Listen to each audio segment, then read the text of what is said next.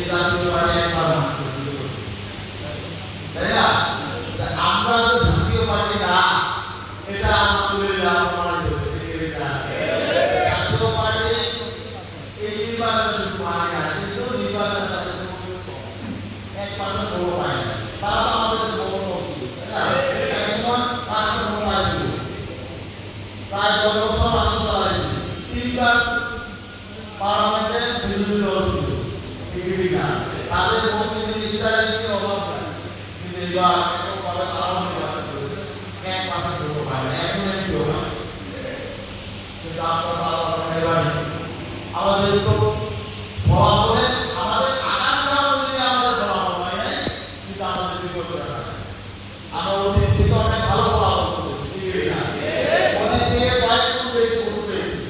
আমাদের parliament member MP হয়েছে, তাই না? আমরা এগিয়েছি। তবে হ্যাঁ, আমাদের ব্যাপারে মানুষের জনগণের প্রত্যাশা রয়েছে, সেই প্রত্যাশা নির্বাচনে পূরণ হয় না। এই প্রত্যাশা পূরণ করতে হবে, এই চ্যালেঞ্জ দিয়ে আমাদের নতুন যাত্রা শুরু হয়েছে।